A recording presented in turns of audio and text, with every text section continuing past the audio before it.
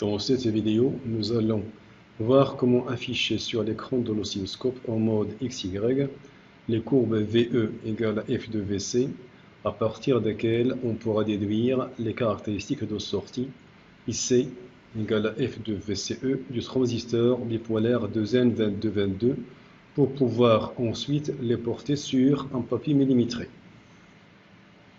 Nous avons besoin pour cette manipulation, premièrement, du circuit de la figure 6 réalisé sur la maquette en configurant les cavaliers C1 et C2 comme décrit dans le rectangle jaune qui se trouve sur la maquette. Deuxièmement, d'un GBF préalablement réglé pour délivrer une tension sinusoïdale d'amplitude 6 volts, de fréquence 333 Hz, donc de période T égale à 3 millisecondes et de valeur moyenne égale à 6 volts. Troisièmement, une alimentation VCC plus 15 volts pour délivrer le courant de base IB. Quatrièmement, d'un microampèremètre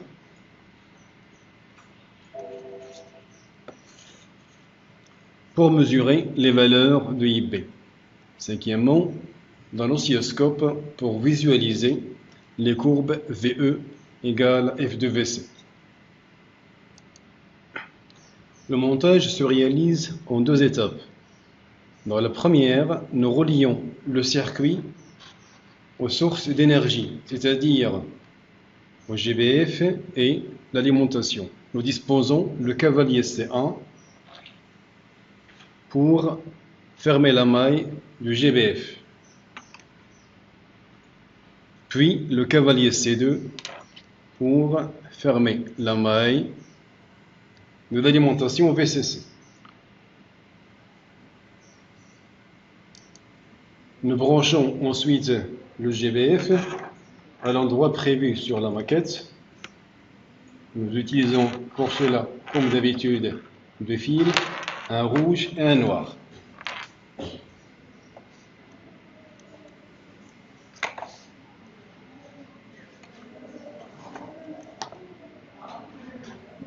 Nous branchons ensuite l'alimentation.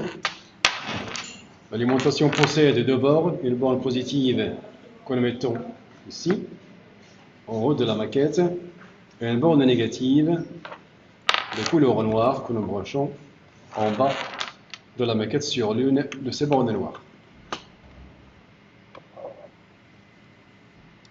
Dans la deuxième étape du montage, nous branchons l'oscilloscope. Nous commençons par la masse de l'oscilloscope qui est commune entre les deux canaux. Nous la branchons sur l'une de ces bornes noires en bas de la maquette. Ensuite, la borne rouge du canal X sera branchée sur le collecteur, le transistor, afin de prendre le potentiel du collecteur par rapport à la masse. Et la borne rouge du canal Y sera branchée sur l'émetteur afin de prendre le potentiel de l'émetteur VE par rapport à la masse. La maille de l'alimentation doit être complétée par le branchement du microampèremètre à l'endroit prévu pour ce branchement, c'est-à-dire ici. Je rappelle que le multimètre utilisé en microampèremètre servira dans cette manipulation à la mesure de la valeur ou des valeurs de IB. On met l'alimentation sous tension. Le microampèremètre affiche la valeur actuelle de IB. Cette valeur peut être modifiée grâce à cette résistance variable.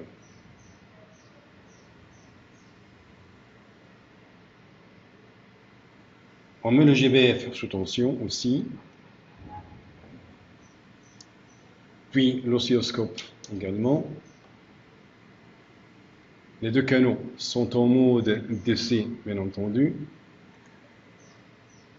On fait apparaître les signaux en sortant les boutons GD. Et on vérifie la présence des signaux VC de T relevé par le canal X et VE de T relevé par le canal Y avant de passer en mode XY. Dans le mode XY, l'oscilloscope montre la courbe VE égale à F de VC, qui a la même allure que la courbe IC égale à F de VCE, recherchée. En faisant un balayage de IB entre 20 microampères et 90 microampères,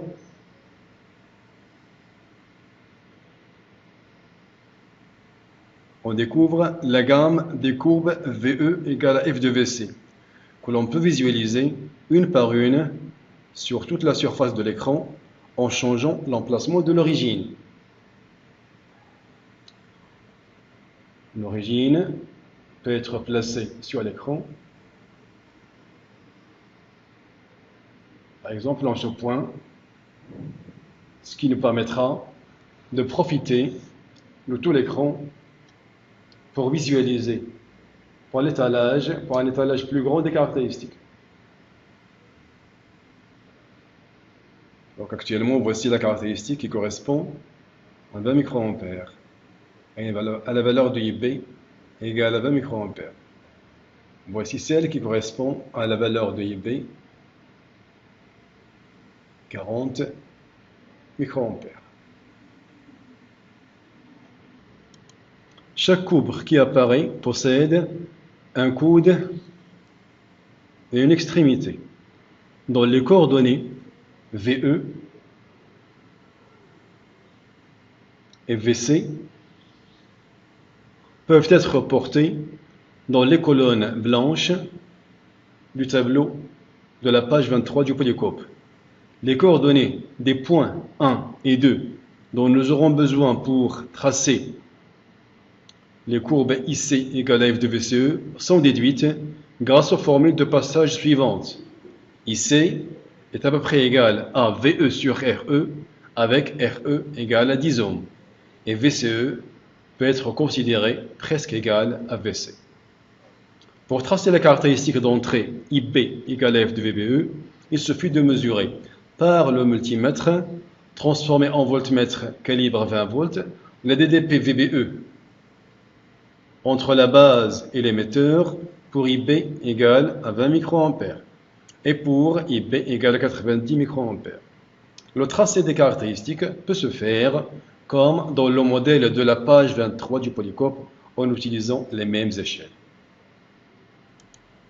Les caractéristiques obtenues servent à la détermination des coordonnées IB0, VBE0, IC0 et VCE0 du transistor bipolaire de ZN2222 dans n'importe quel montage. On peut prendre le montage de la figure 3 de la page 24 comme exemple. Dans ce montage, obtenu en configurant les cavaliers C1 et C2, comme indiqué dans le rectangle jaune de la maquette, soit directement grâce au multimètre utilisé d'abord comme ampèremètre pour mesurer IB0 calibre 2000 micros et IC0 en l'insérant à la place du cavalier C1 calibre 20 mA ou 200 mA, puis comme voltmètre calibre 20 volts pour mesurer VBE0 et VCE0. C'est la méthode de mesure directe. Pour les mesures des tensions, c'est la dernière mesure, il ne faut pas oublier de mettre un cavalier à la place du microampèremètre pour que le courant IB continue à circuler vers la base. La détermination des coordonnées du point de repos peut se faire également graphiquement, et c'est le but d'ailleurs de la manipulation. La méthode est expliquée dans le polycopier.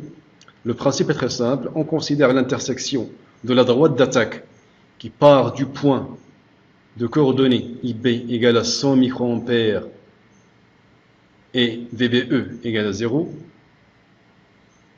et qui passe par le point de coordonnées IB égale à 95 microampères, VBE égale à 0,75 volts. Avec la caractéristique d'entrée, nous considérons l'intersection de cette droite avec la caractéristique de l'entrée. Le point d'intersection définit les deux premières coordonnées du point de repos, qui sont IB0 et VBE0. Les deux autres coordonnées, IC0 et VCE0, sont tout simplement celles de l'intersection de la droite de charge qui passe par les points IC égale à 30 mA et VCE égale à 0, et IC égale à 0, VCE égale à 15 volts, avec la caractéristique de sortie, IC égale à F de VCE, correspondante à IB égale à IB0.